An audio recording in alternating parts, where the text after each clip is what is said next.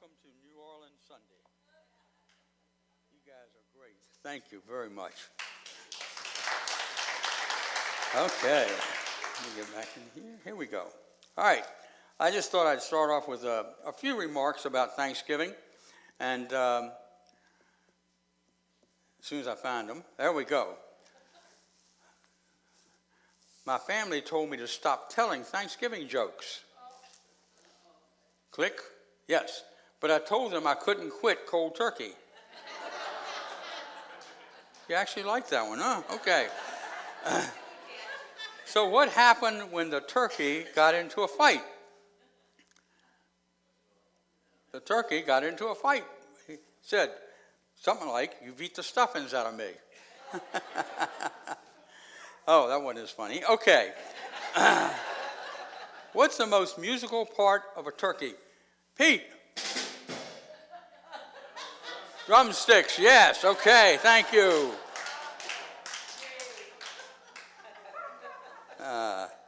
There we go. Now, here's something that Jimmy Fallon said.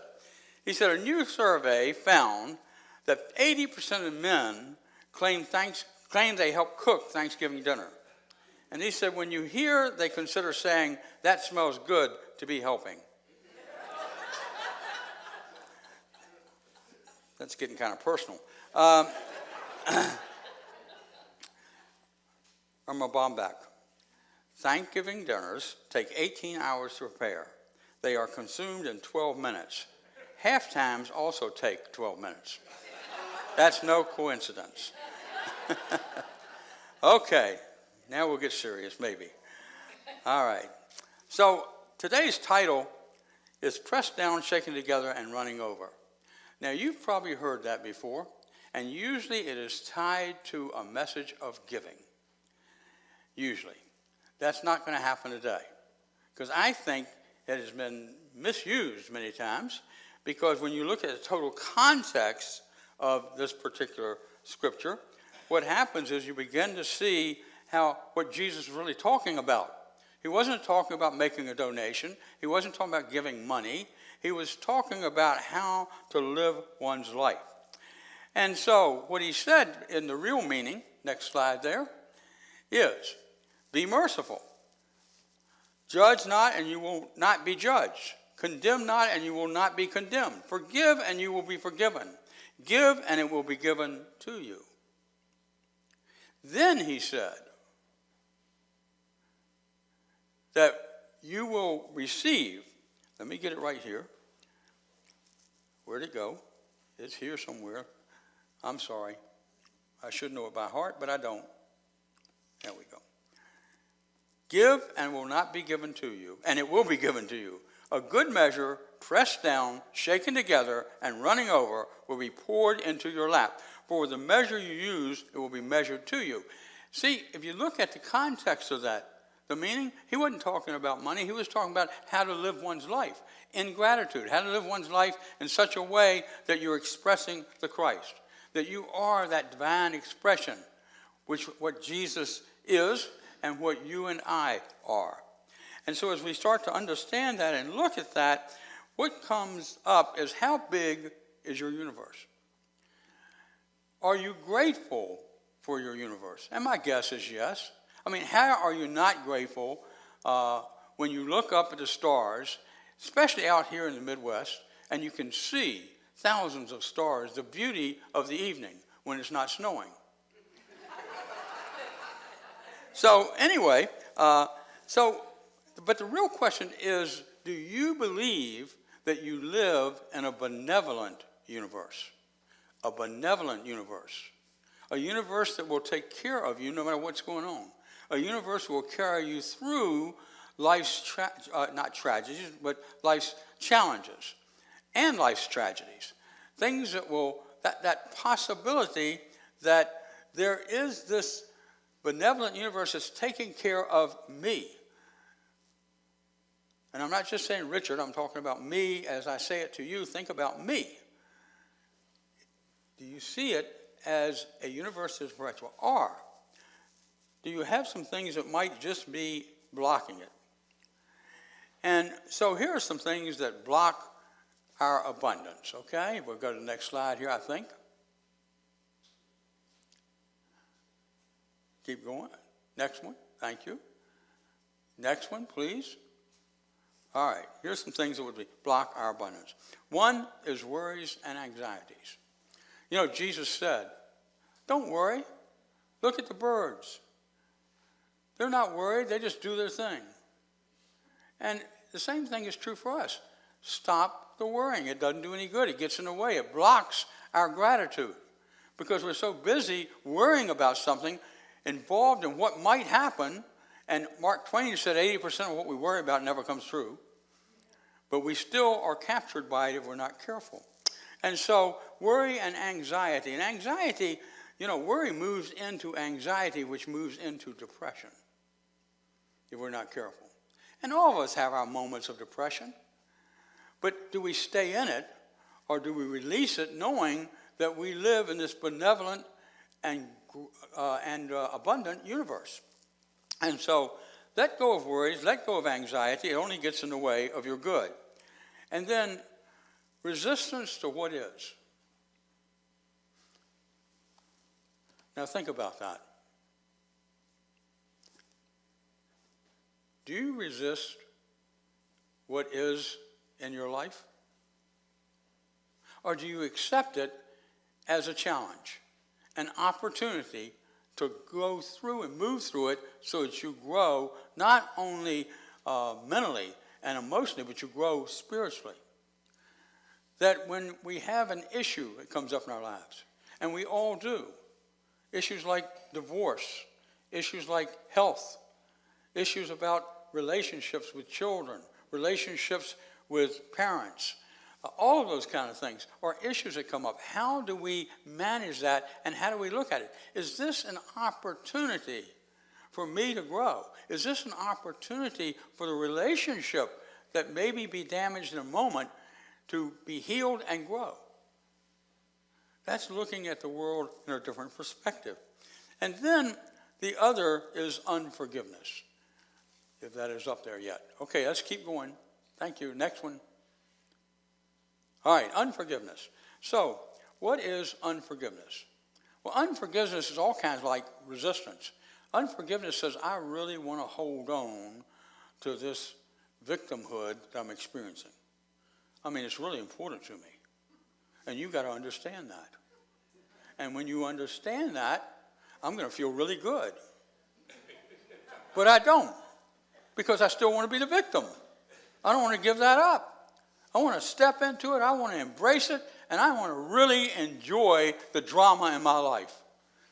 And by the way, I want everybody else to enjoy it, but nobody else does. We just think they do. So we fool ourselves, you see. And so unforgiveness really gets in the way of our good. Unforgiveness, you can't be unforgiving and grateful at the same time. And it's hard to hold two thoughts in mind at the same time. And so when we open our minds and say, yes, I'm willing to let go and to mend this relationship. I'm willing to let go and open up to whatever's going on in my church. And I'm willing to accept what's going on, but I'm willing to also state in a positive way what I might think needs attention. That's a healthy way to manage it.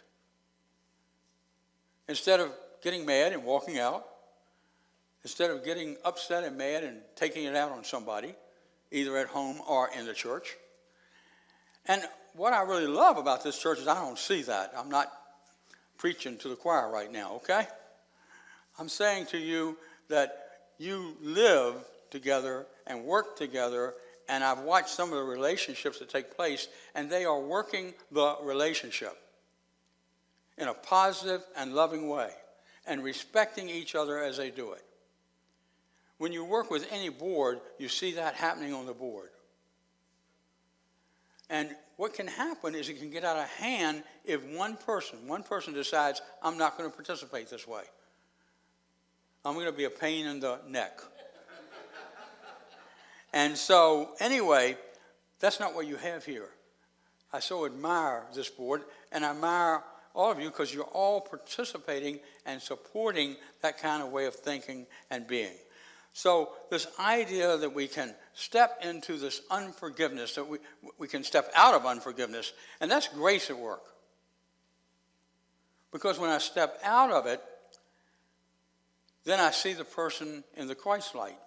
When I step out of it, I begin to feel good about that person, and I feel good about myself. And so, as we learn to forgive, we learn that we need to let go and let God. And then the last one is apathy and inertia. Once in a while, I'll get a phone call from somebody who, I had one from the past this week, a person who called me and was pretty anxious and upset and couldn't move. As she said, I can't move. I can't move forward in my life. I don't want to get out of the chair. I don't want to get out of bed. What's going on? Well, I don't know. I have no idea what's going on because I'm not in her shoes. But what I do know is that what's the effect of it. And so we talked about it. And I encouraged this person to do what they were fearing most, to embrace it, as they share with me. Now, I've known this person for 30 years. But how do we embrace that which we are afraid of? And what happens is it's fear that causes this apathy. I don't care. Nobody cares for me. I don't care. It's fear that gives us this inertia, this inability to move. And we've all experienced that from time to time. I went through a phase in my life where I was experiencing that. Now, I didn't act like that. I was in denial, totally, because I like to be seen as a person who's positive, uplifting, and moving forward. I was going backwards, but acted like I was going forwards. I was hurting inside, but I didn't want anybody to know it, including my wife. But when I finally looked at the situation and said there's a way through this, and for me it happened to be unity, what happened is it released those emotions, and all of a sudden I was excited about life again, really down deep inside myself. And that's what we need to do, is become excited about life. If you are feeling depression, if you're feeling lonely, if you're feeling out of sorts, get up and go and see somebody. Get up and go outside and experience nature. And as we do that, you see, we start to get our bodies moving. And then our cells go, oh, isn't this nice? And our cells have intelligence. And our cells know when we're out of sorts. And what does a cell do? Well, a cell is under our command. So the cell feels down and out. Now, I've never talked to a cell, but that's what I believe. And so what happens is as I do that, I start to become alive. I begin to move. And when I allow Spirit to move me through that, I become divine expression, which is what each and every one of us is. Divine expression. The idea that I am worthy. The idea that all is well. So how big is your universe? Here are some action steps that you might take. Number one, expand your universe. Don't stay stuck. Somebody said to me the other day, well, I'm amazed somebody your age using computers like you do. And I said, really? Now, I've got to admit, software is a lot harder for me now than it used to be. Okay? But I do. I mean, I wasn't in the generation of computers, but from a business world I was. And so since 1980, I've been using computers to do the work that I need to do. And some of it I do really well, and some of it I don't know what I'm doing, but it gets done. And today's software, you know, I'll tell you something I get upset about. I get upset at Microsoft. Now, I don't know whose Microsoft is. I know who owned it at one time. But I get upset with Microsoft because they change all the directions that you use or the buttons you use to set up PowerPoint. And I have to learn it again. I get upset with Apple because every piece of equipment I have takes a different cord. And if I just leave one of them at home, I might be out of commission in an hour. Because I don't have my phone, and I don't have my iPad, and I don't have my computer working. And all three have to be working at the same time to feel complete, right? Okay, yeah, okay. Do we ever live in a society? This is wonderful. And yet all those things are wonderful. I'm kidding around. But I do get a little upset by it. Anyway, so expand your universe. Let go of that kind of stuff. And enjoy what the computer, the iPhone, your cell phone, enjoy what it can do for you, even though it can be frustrating at times. And as we expand our universe, we become actively grateful. It's an automatic. Liz Meissner is a friend of mine, and I haven't seen her in a long time, but she wrote a book many years ago. I can't even remember the title of it. And I had her come and speak in my office because she was a motivational speaker. And one of the things that she said is, I want you to start off this morning to my sales folks. She said, you know what? I want you to list 100 things that you're really grateful for. And people didn't even pick up their pens. They thought she was kidding. And she said, no, I'm going to stand here. And I'm going to let you write as many as you can think of in the next 5 minutes. And what happens is we take the time to be actively grateful, to say, I am grateful for, and write it down. You get to 100 and you're going to feel great. You're going to forget what it is you don't feel thankful for. Because it just works that way. It's kind of like journaling in a sense. And so if you're having a hang-up about something and you really can't get past it, what I would suggest to you is write 100 things that you are grateful for. And if you're not grateful at the end of it, call me and tell me. I want to hear about it, okay? And if you are grateful and you just need to share it, you can call me and tell me that too. But anyway, so be actively grateful. And then the other one is act like you are grateful. Now, I'm not telling you to fake it till you make it. That doesn't work. I mean, that's what I was talking about earlier in my life. I did that. But people feel where you are. People experience where you are. And when you act like you are grateful, you act in such a way that you know that the Christ within you, Spirit within you, is in charge of your life. That there is so much to be grateful for. Beyond nature, beyond the universe, but in our own individual lives.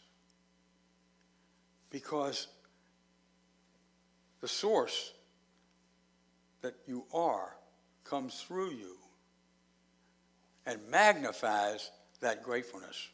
And then you know you're living in a benevolent universe. And the last one is, and it's hard sometimes, but if you're new to unity, you may have to take a look at this, know that you are worthy. Another way to say it is love yourself. Care for yourself. Appreciate yourself. When I was in high school and in college, I did not think that I was a good student. So guess what happened? I showed up as a C student at best. My dad said to me, your sister has never gotten a B. She's straight A. And I said, Dad, I've never gotten a B either. So anyway, know you are worthy. Care for yourself, love yourself. Tell yourself that the Christ within you is who you are, what you are, and how you want to show up. And when you do that, what happens is Spirit guides you and directs you and blesses you as a benevolent universe. Here are just a few quotes that I'd just like to share with you and let you think about them for a second as we think about Thanksgiving. Ralph Waldo Emerson said, I awoke this morning with devout thanksgiving for my friends, the old and the new. Thanksgiving Day is a good day. Let's keep going, please. Next one. Thank you.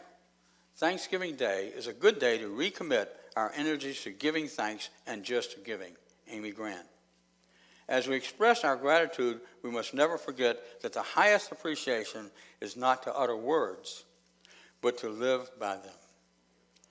And then, when I started counting my blessings, my whole life turned around. Willie Nelson. I kind of like Willie.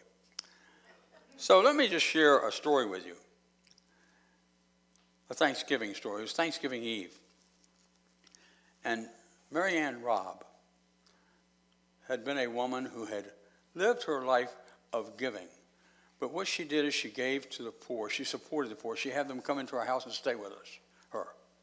And one of the things that she did is she had a young boy who got in some trouble, and she took this young boy on, Jimmy Hancock. And so what would happen is that during his high school years, that she literally became like a mother to him, he said. And he then announced to her that he was going to go out west. They were living in the east. He was going to go out west and make his fortune, and then he'd come back. And she didn't hear a word from him from the day he left. Nothing. And now she had gotten much older. She had a small limp. She only needed the kitchen and the bedroom in her house. So her house was too big for her. And yet, she really wanted to spend her last days in her house. And so she was feeling a little sorry for herself, wondering, maybe I should have helped out some people who are a little wealthier. That's what my next door neighbor is saying to me. And he wants me to get out of here. He's saying, you ought to get out here and get a nursing home because you can't take care of yourself. And oh, by the way, I want to buy your property. Yeah, right? And he would say to her, you should have taken care of people who were richer because they would be taking care of you right now. And yet, as she heard that, she recognized that maybe she would have to leave her home. And as she was sitting at the table, she saw a figure outside through her window, moving towards her. And she thought, well, oh my gosh, maybe somebody's coming to evict me. I mean, she was that concerned about it. Maybe they're going to take me away because I really don't have the money and I'm not in a condition where I can really truly take care of myself. And as the figure moved closer, she got afraid and she started to cry. And then the door knocked. And through her tears, she answered the door. And she just looking down said, I will not give you any trouble whatsoever. I will go with you and I'll move from my house. And the voice of the boy from long ago said, what are you talking about? She looked up, took her a second, and then she recognized him. What are you talking about? You're not leaving here. It took me a while. I know I didn't write because I was kind of ashamed because nothing seemed to be going right. And then I got into this business and I hit it. So, you're not going anywhere. Outside in my wagon, my driver is bringing in all your Thanksgiving dinner. My driver is going to get the wood and put it in, and we're going to get all the fireplaces going in the house. And of course, she started to cry. And as she started to cry, she gave thanks for him showing up in his life. She gave thanks that this Thanksgiving Eve, she was really, really thankful. So the last slide says, be happy, be Thanksgiving. Be happy, be Thanksgiving. God bless.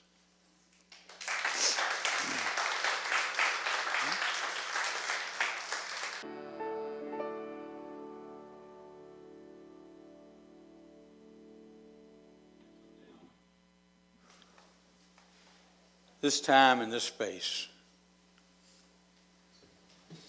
just gently know that your breath provides a source of life. That as you breathe in and breathe out, that you are grateful, thankful,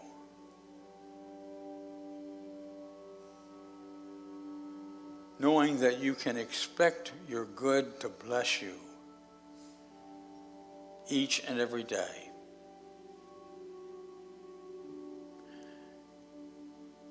And so take a moment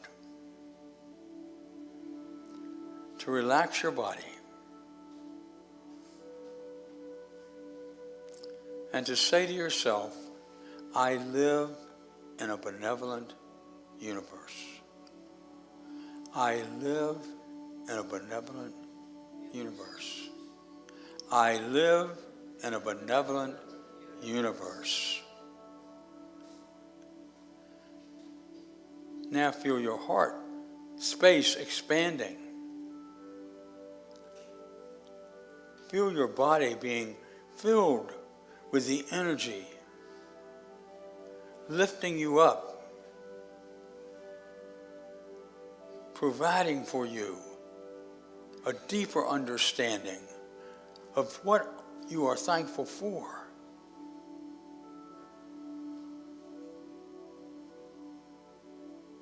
And through the heart space, know that you can express this gratitude to your family, to your friends, to the world itself.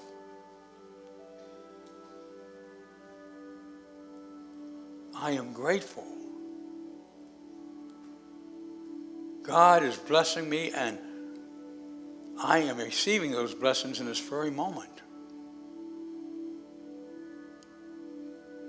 I release and let Spirit guide me, the Spirit within me that is the Christ, the Spirit within me that is love, the Spirit within me that is peace.